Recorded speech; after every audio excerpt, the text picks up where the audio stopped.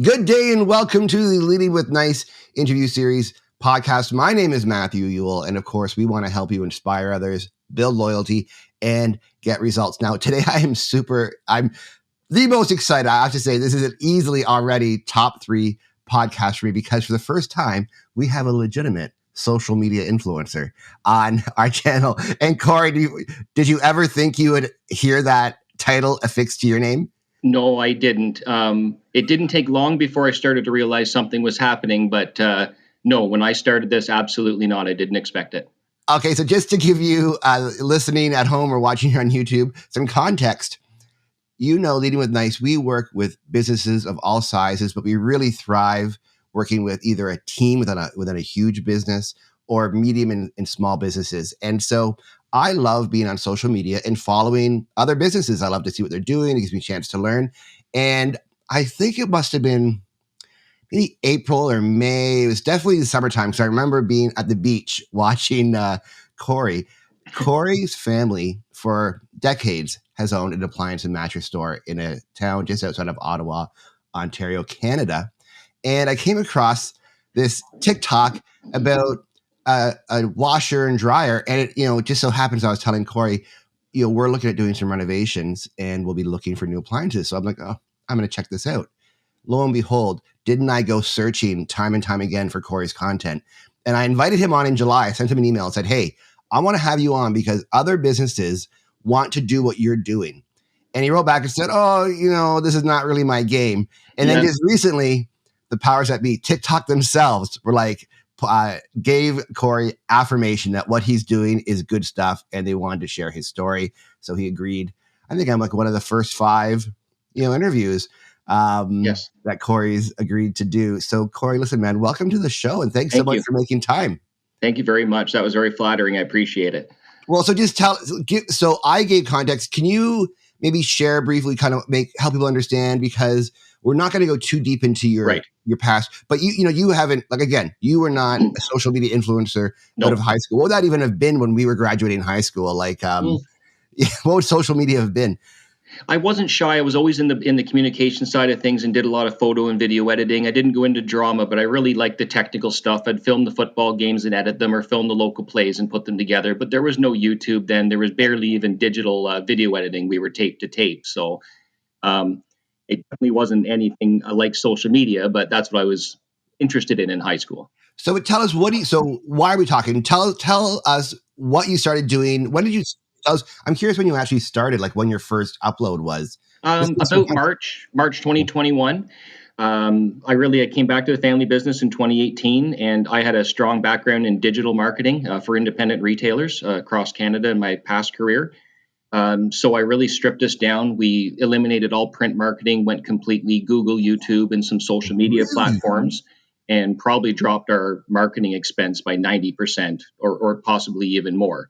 And we had what I felt was more awareness and more of a quality connection with our customers versus just putting flyers out. And after printing millions of flyers for years, I just despised the whole process of a print flyer. So you literally dropped all print. 100%, no newspaper, no little board at the grocery store, no flyers, no direct mail, nothing. Oh my gosh, that is, I'm just thinking, like, just yesterday, I was saying to my wife in preparation of this, I think I got like 4 or 5 real estate flyers. Mm-hmm. And like, I looked at none of them. The thing for me was all the money, it costs so much. I mean, the paper has to be made and shipped and then printed on and then reshipped and folded and then stuffed and then redelivered to a customer just for 95% and to be thrown directly into the recycle bin. If you go to an apartment building or a condo, people get their mail and then they actually put recycle bins below the mailboxes for all the print media to go. Oh my gosh. It's a complete waste, and you get no feedback. You can try and run a coupon or a coupon code, but no one that gets a flyer brings it into the store and shows you, oh, this is what brought me in. I want to buy this. So to me, it's the worst type of spray and pray advertising. Right. And, they used to say 50% was wasted. You didn't know which 50%. And I think it's 75 or 80% when you're dealing with print media. So give some background, because you mentioned this in one of your TikToks, that before you rejoined the family business, you were helping. Yeah. I loved, my dad's my mentor. I loved working with him. I really always, as from a child, wanted to work in the family business for some reason. And when I graduated high school, he said, no, you go out and do something else, go to school, go do whatever, do something. And if you want to come back, you can come back. So I went out to Calgary and really spread my wings, and I sold appliances for an appliance store called Atlas Appliances for a few years. And I had a girlfriend who was going to go to University of Guelph, so I moved back across the country and lived in Guelph, and I sold appliances and fireplaces in Hamilton. And there I was recruited to a company called Cantrex Nationwide, which is a large buying and marketing group dedicated to independent retailers in the home goods. Right. That was, you're talking about your floor. You're talking about the floor. That was, yes, exactly. That was retail concept that we had called Appliance Expert, where we would go into an independent retailer, needed some renovation assistance, needed something just to kind of boost their appliance department. So that came from a designer out of Montreal who put the whole concept together. And one of my first jobs was developing those stores across the country. So I would fly out to a store, we would do the floor plan, do the selection, train the staff, install the whole department, and then manage it as it went on. Cool. And so 2018 would have given you 17 years. Yeah. It would have given you, though, just I'm thinking about until pandemic hit. Sorry. Just a year and a half maybe before the pandemic. Yep. I was very fortunate. I was in Mississauga. I loved it there, but I'm definitely glad with COVID that I now live on a 100-acre property out in the country. Yeah. And how is that just, this is not about COVID and small business, but what was the business's response to that? What kept it going through the pandemic and is still open today? It's more the opposite. It was, we really thought, oh gosh, we're going to be laying off staff. I started to tell guys, hey, paint that back storage room over there to kind of do something. And then what we didn't expect was sales to climb and climb and climb and have no ceiling to them. Right. We never expected the amount of customers coming in, the amount of demand, the amount of renovations that people were doing because they weren't spending money on vacations. They weren't traveling anywhere. They were stuck at home looking at the kitchen they hated or using that dishwasher they hated. And the other great thing was they're using it twice as much or 3 times as much. Right. So they're slamming that door off and they're running more cycles. So appliances are wearing out faster. And then you add in the renovation, and then we have a hot housing market because the pandemic drove people out of the city. So this whole community we're in, a lot of people have seen their house price double. So there's a lot of people selling their houses, which means more housing starts, more appliances, and the demand it just hasn't stopped. Amazing. Well, that's great. I'm so happy for you. I mean, that's amazing. So maybe you've been able to, there's been some budget to upgrade your phone. Yeah. We have 2 lines now, but I have to go to a bigger system because one complaint is we keep calling, but it keeps, and I don't have voicemail. I don't believe in voicemail for a retail store. I don't know how retail stores that do voicemail manage it. Yeah. But a lot of people are getting and I just tell them, well, you're going to have to call back. But we're upgrading a lot of things, but we're also so busy. It's a real family run. This is not, behind the scenes. This is, the 3 of us and a few extra staff to run that business. I meant more like your mobile phone for recording and filming. Oh, possible. Sorry about that. Sorry to go on a tangent. That's okay. But that is, what I love, because this is, as I said before we started recording, you have time to edit this kind of stuff out. Oh, no, I'll keep this in because that's actually really, and I'll tell you why. Because so many small businesses, and again, I talked about before we started recording, they say what do I do? What do I do? And I know I want to do this. And my advice is often start, just start. Yeah. And so that's what you're talking about. So you talked about stopping print media and going on social media. So was TikTok an intentional part of that social media plan? No. Or is that kind of... How we got there was we were using, so really first pillar is Google. You got to have your Google AdWords because 80-90% of consumers are going to Google first. YouTube, we backed that up and we're using that canned content that the vendors will give you. But the issue is for me, it's the same message that everybody is speaking. So if you're saying the same thing as Sears used to or the brick, no one hears it. You have to cut through that. So having original content was difficult. Then I started using Fiverr, sort of a gray market way to get video content. And it worked really well. We were able to get humorous videos and customize them for us. And we got a lot of attention because appliances and mattresses are not not an interesting topic for most people unless it's broken or they're in the market for shopping for them. One of our clients is a plumber and he there's zero, he says all he can do is just be available. That is his number one marketing. So same for you, I imagine. Yeah, absolutely. Yeah. Then we went from there. So I'm looking for content and I don't like doing the same thing for too long because you start to see the reaction drop. And I heard about TikTok in the news. I heard at first, a lot of negative things. And then I Yep. just downloaded it one day, and it took me a while to really understand. It's so simple, but I'm looking at videos, I don't understand what's going on.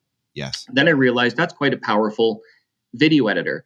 And just to take a little tangent, I used to tell retailers in the old days, there's an old Radio Shack newspaper ad, and it's got a video camera, and it's got a phone, and it's got an answering machine, and it's got a tape recorder, and it's got a ghetto blaster, all in this one ad. Well, they're all now in this phone. So everything you used to need to market your business, you now carry around in your pocket. But TikTok took it to a new level. Yeah. Like, it has such a powerful video editor and a powerful way to deploy that content and tag it the way you want to. So at first, to get back to it, I was using TikTok to create nice videos that was better than my regular video editor and post them to my other social media and YouTube platforms.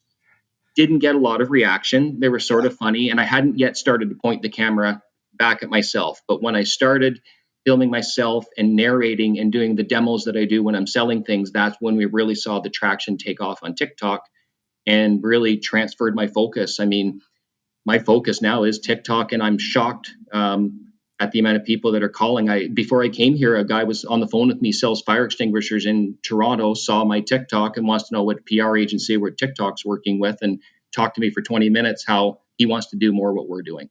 Well, I was telling a client because I'm really put the future of social video. I don't think I've been saying that for a while. I'm not. It's not like I'm a genius. I think it's pretty obvious. And so I was telling a client recently the future, really encouraging them, and they've put some resources towards TikTok. And the thing that put them over the edge is I showed them your video of somebody driving 5 hours to pick up, or they buy a washer dryer. Hibbs washing machine for his stepdaughter. Yeah. Oh my God. That's dude. That is crazy. Also, side, this is a plug for you as well, because one of for this podcast, people often go, how do you decide who you invite on? Often we see character first, and the one thing I really appreciate about your message is you often will say to people in the comments, I'm not going to ship to you in Edmonton. Find a local retailer. I'll help you find a local retailer. I love that, because, like, man, I recommend a lot of the members. I still remember a lot of the members that I worked with in my previous job. So if they're close by, I just send them off. I was searching. I wanted to see how a big appliance retailer was doing these days. And so I was searching online, and the stories that I came up with was not their content. It was pictures on Twitter of people who had posted how they just left their product on the front lawn.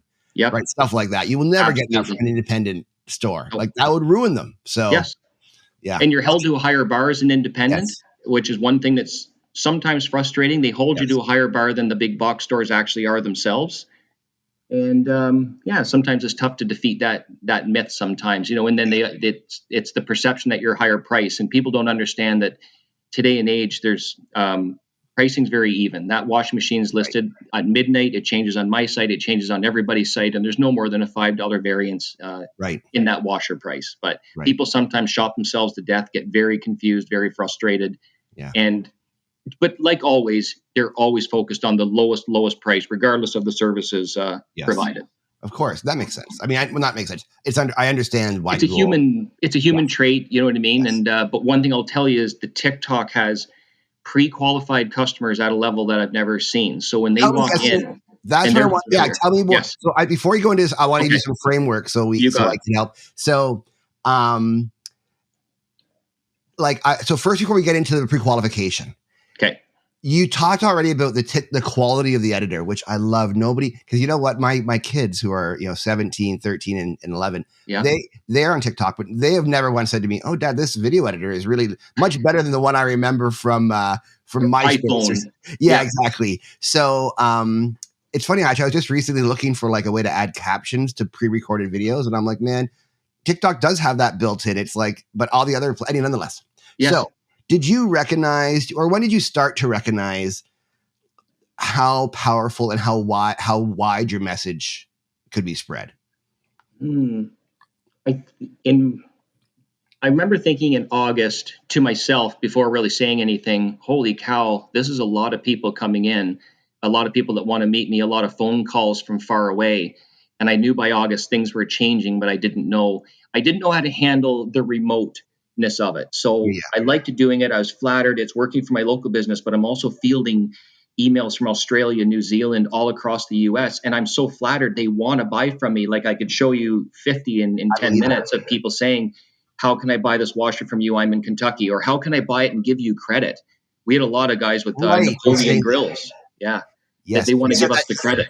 You had the one video where you talked about like you're so happy that you helped somebody buy a washer and dryer, and you're like, wait, I just did your job for you. Yeah, and it is, and it my brother always reminds me because you'll hear, oh, I just bought this and I just bought that. So as a salesman, you're like, why am I selling all this stuff everywhere? So I am sort of wrestling with that. But I mean, oops, pardon me. That's okay. I do enjoy it.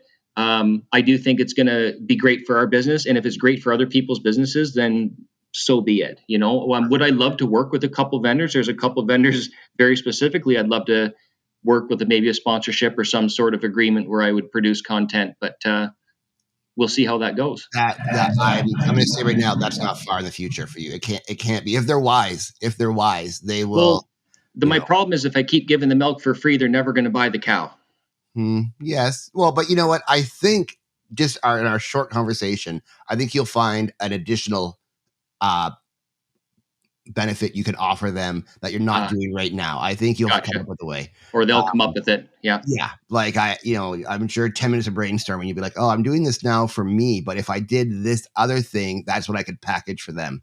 I should also note that I believe, or in my personal opinion, the home goods category is a very antiquated category when it comes to these modern types of influencers, social media thing. I don't think they're there yet. They don't understand it. They don't know how to fund it. They don't know how to control it, where other industries are a little more on the cutting edge of it.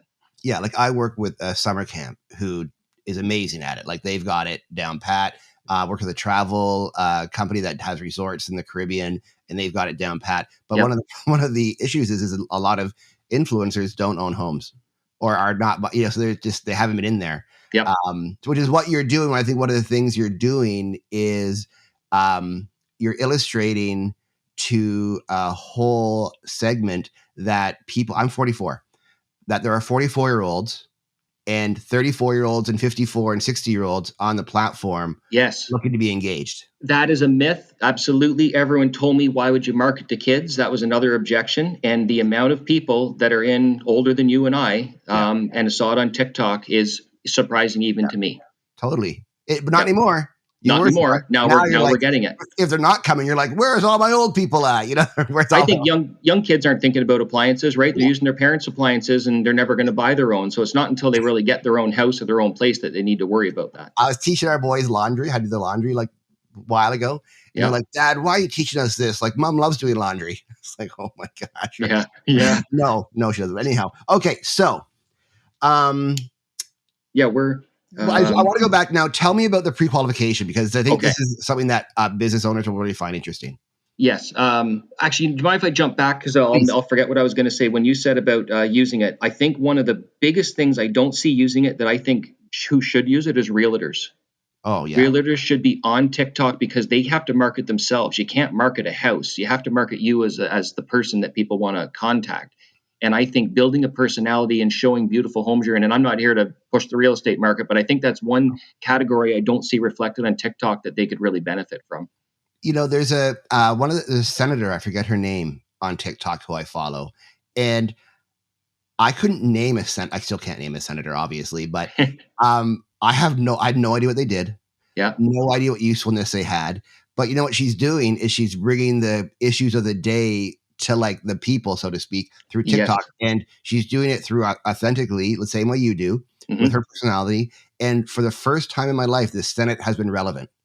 Right. And I think politicians, realtors, anybody where the product really is themselves as an individual can benefit. And now as a senator, she's a bit more free to show up, to speak her mind than like a liberal or PC or whatnot. That's a big, when you say the word free too, it's another thing I've mentioned is I have a freedom that most employees, if you work for Home Depot, you can't fill a dishwasher with vinegar. You can't take the follow Consumer Reports, right? I love that. You can't passive aggressively attack Consumer Reports or run out to the business junk bin and start climbing around without some safety officer yelling at you. And if you work for, let's say, a vendor, a brand, you can only speak about your brand. So I'm very fortunate that I have the experience, the Yeah. current knowledge, and the freedom, like a little sandbox, to play in.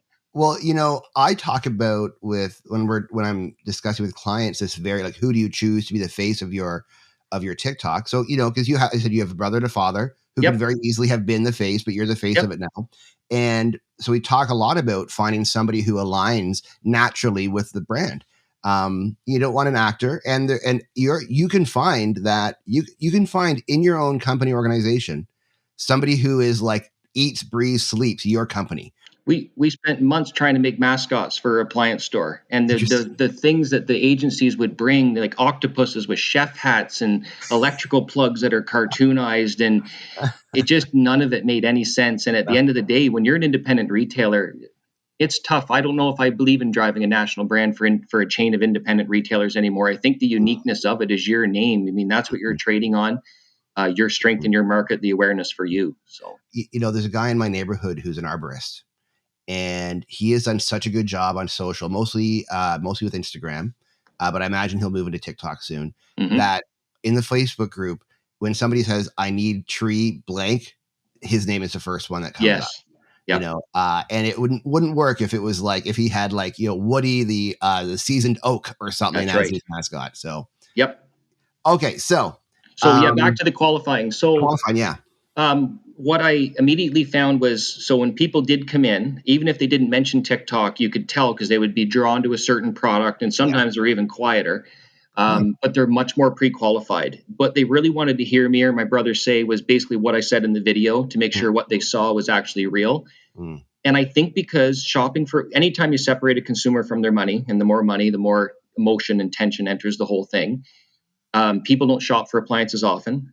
They hear horror stories when they go online. They're very worried to have a problem. So it's a very yes, intimidating, tense thing. And then you have to add in that you're going to go in and in about an hour or two, give a stranger $5,000 or $10,000 and hope you get the right appliances that you're going to love.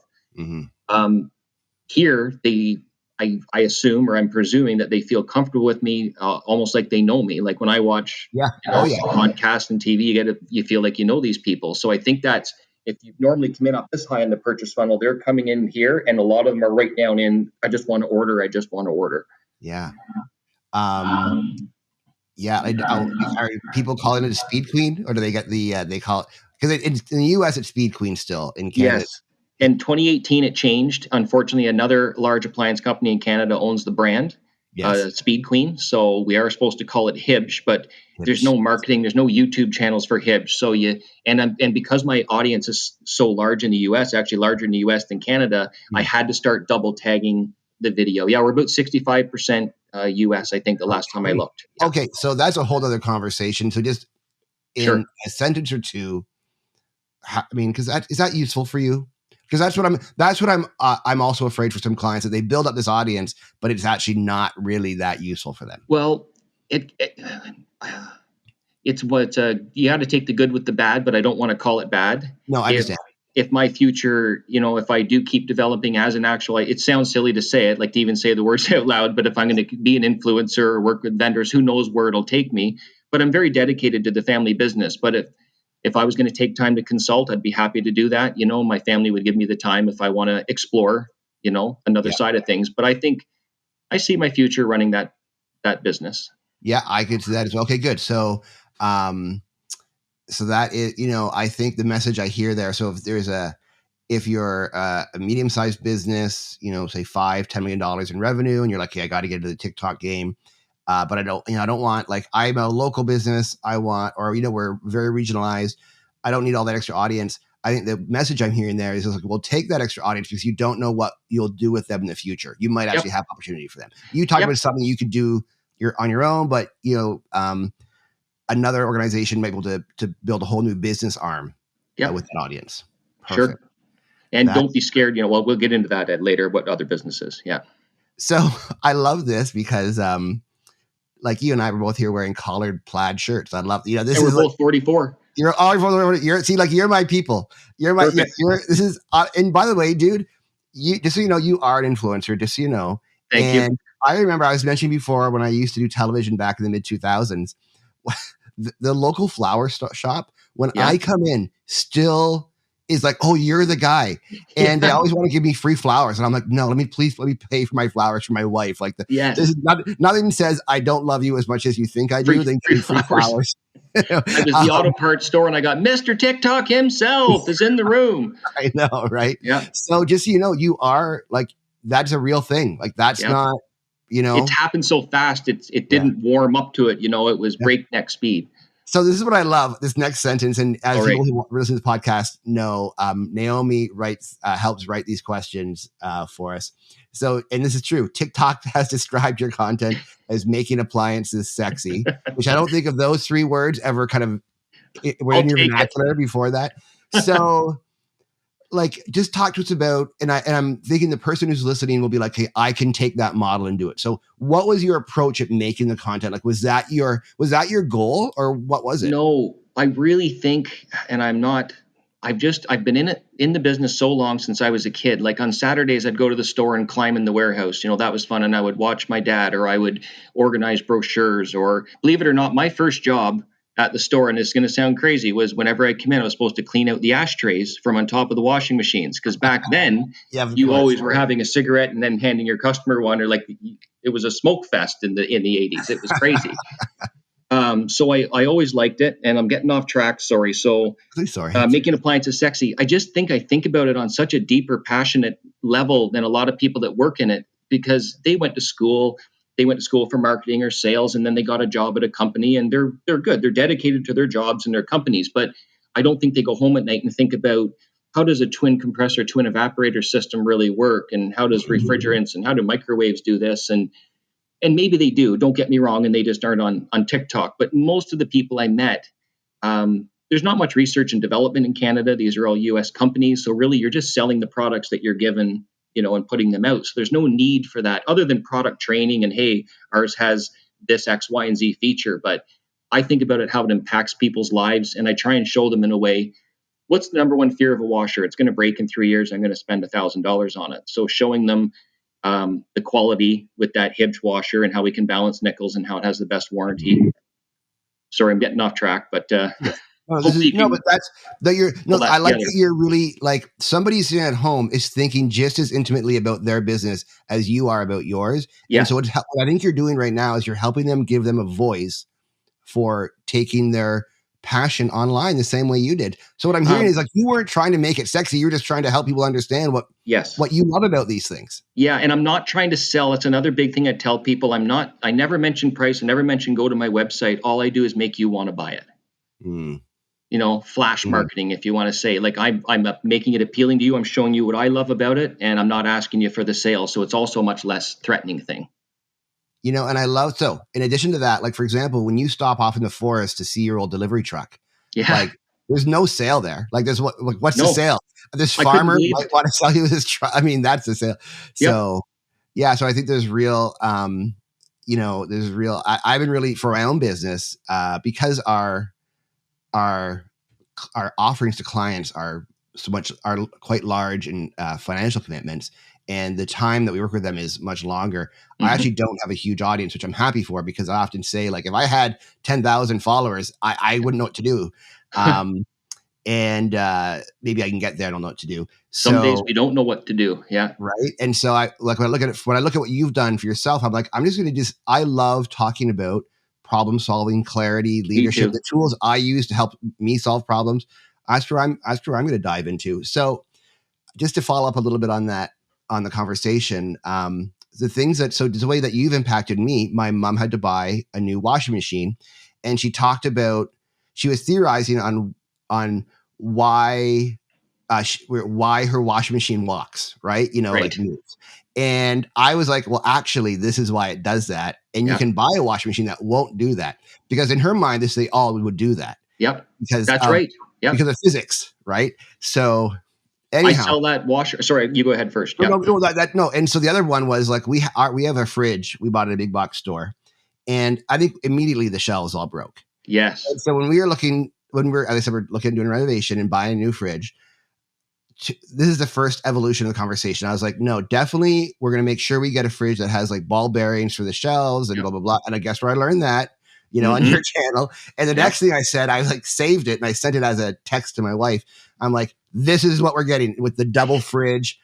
You Yes, know, I was like, this is what we have 3 teenage boys. Like we cannot keep enough food in our house. Right. that's right. So, And did you get it yet?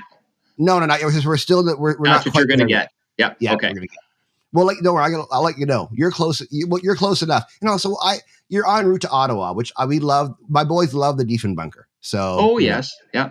so we'll make a stop. One thing I just want to jump back to what you're saying was people still come in convinced that because they've had so many bad experiences, appliances have changed. I don't know if you listened to Terry O'Reilly, the podcast from CBC, Under the Influence. Yeah. Did a fantastic one on appliances and how they've changed from a 30-year piece you buy to a 10-year or 5-year, and the degradation of the industry. So people have had maybe their parents had a washer and dryer their entire life and still use it, but now they're wondering why they're buying their third washer and they're $1,200. So they'll come in and look at me a lot of times and just automatically think it's all junk. So I want cheap. I want the cheapest possible thing. So when it breaks in 5 years. So that was another hurdle you have to get over with selling that more premium stuff. And TikTok does a really great job of having people pre-qualified on those things. Mm. I feel like I got off track there, but it's a lot to think about. Okay. It was 1988. So I remember because I was in grade 6 or grade 7, something like that. And my parents were away. I was staying with my grandparents, and they went buying a new washer and dryer. And the warranty was like 10 years. Because I remember it specifically because they offered them an extended 15-year warranty. And like, could you imagine that today? Like, that is absurd. It's unheard of. Yeah. Yeah. And my grandfather told the salesperson if he lives for another 25 years, he'd be very upset. So I get that every day. Exactly. You try and sell someone a 20-year washer when they're in their 70s, and every day I hear, I'm not going to be alive long enough to need that washer. Include it in your will. But if you buy the other one, you might be alive long enough to buy your next one is the problem. So right. Exactly. So last question. Yep. So you talked about potentially moving into consulting. Yep. Let's get some of that free consulting right now before you're starting to charge a princely hourly sum. For 3-5 things, like really actionable steps that a business owner can do to start their TikTok journey today. Like they can hang up this podcast and go. That just remember that no matter how boring you think your business is because you do it and it's completely normal to you, you might not realize who finds it interesting out there. So you just got to go ahead and start filming things because there's no harm in putting it up there. If it's not interesting, people won't watch it. And if you put up something that's interesting and you get a reaction, then you know your audience wants more of that. Just get up and do it. Download the app and take a couple of weeks and just build your own feed. Just flick your thumb until that thing learns you and starts showing you videos you like, because the videos you watch more, you're going to get more of. Mm-hmm. And it'll come together. I didn't start posting the first day I downloaded the app. I watched videos and watched some other inspiring guys. No one quite like me, but I watched diesel mechanics and roofers and dairy farmers that were fascinating to me. And now there's this lawn care guy that has a great business in the States and puts all his customer calls. If you've seen him. There's a pool guy that does pool cleaning that I can't. I don't have a pool. I can't get black water and and then he gets all the water back. Yes, I've seen him. So I can't get enough of that guy. Anyhow. Who would have thought that you would be sitting at home at night having a drink, watching a pool cleaning guy and not turning on your TV because you're more entertained by the pool cleaning. The other one's an onion farmer. Haven't seen that. Yeah, he's talking all about like supply chain right now and like how like all the machines they use to like measure different sized onions so they can package them together in the right. Anyhow, I find all that stuff fascinating. As a kid, I loved those science shows, seeing demonstrations, being explained things, and so I'm just really, it's kind of my whole history. So download the app, start watching it, build your feed. What else can they do? That's the biggest, I don't want to make it too simple, but you just got to get up and do it and find your own personality. Don't be scared. And if you don't like something, you can always delete it. Right. You can always, you can get rid of it. It doesn't have to exist forever. Yeah. But if you feel like you're pushing it, if you don't know what you're going to say, I don't know, but people put up videos with no narration and a music behind it, and they dig a hole with a machine and they get 1,000 likes. So really, don't listen to me. Just try it. Yeah. Just try it. And you don't have to speak. You don't have to put your face on camera. Right. So I thought of right now. So we've talked a lot about appliances because you do mattresses as well. Have you Yes. found that the mattress content was not as engaging? 'Cause I don't see as much mattress content. Mattresses are a notoriously difficult thing to market Yeah. because there's a lot of smoke and mirrors. They're all sewn shut. You have to tell people what's in it, and comfort is only felt when they're actually laying on it. People that buy a mattress online just blow my mind. Like, I can't, but personally, I can't buy shoes online. I want to put my feet in them Yes. first. Mm, I do need to do more of it. Appliances is the bulk of our business, mm, and I find that if they kind of look a little sexier, I keep showing the same white box, the same white box. It's very hard to convey a yeah. feel. So Yeah. I am going to work on it more just to describe to people what to look for in a mattress. But in the greater Toronto area alone, when I was working in Toronto, there was 57 mattress manufacturers. So to even talk about something that's consistent across the country or North America, where a Napoleon grill, that's the same grill. They're made in Barrie, Ontario, and that's wherever they're made, or in the world, they're made in Barrie. Whirlpool fridge is the same US and Canada. Mm, Mattresses are such a subjective mm. thing. Yeah. Interesting. That was for everybody listening. That was just for my own personal interest. That's why you should have your own podcast. Talk about what you want to talk about. Maybe next. Listen, that not for I would say not for the appliance store, but for you, the podcast should be next. I I need to think work. there's a lot of juice there, and that would give you think of all the content that would give you for your channel. Oh, yes. Yeah. No, yeah, exactly. You're a marketer. You already know this stuff. Well, listen, Yep. Corey, this you delivered, man. Thank you Thank so you. much. You are going to enjoy all the media that you'll get to do over the next little bit because your personality, what makes your channel attractive, just carries on into the uh, into the uh, into the media for sure. There's a few people I want to thank that made sure that made this come together. First, Naomi Grossman, as I said, she's my EA. She helps write these questions and research them. If you're seeing this online, Jamie Hunter, our content manager, Amber Tompkins and Carrie Cotton take care of our accounts. So I was watching our Slack channel as we were talking. They're taking care of clients. Thank you so much, you two. Austin Pomeroy is our audio editor, so he's going to make sure all the stuff that really sucked during this you don't hear, Thank and you. that we sound great. Yes, and Jeff Anhorn does all the video for us, takes the edit or takes the raw video, makes it look great. Thank you to all those people. But Corey, thank you so much for sharing so candidly and authentically, which I should not have expected anything different from you. But I thanks so much. really appreciate it. Thank you so much. If you want to see this video, check out our website, leadingwithnice.com. You can see it on YouTube if you're listening. If you want the podcast version, you can get it there as well. And we have other great conversations with business, thought, education leaders. Until next time, have a great day, and I'll talk to you then.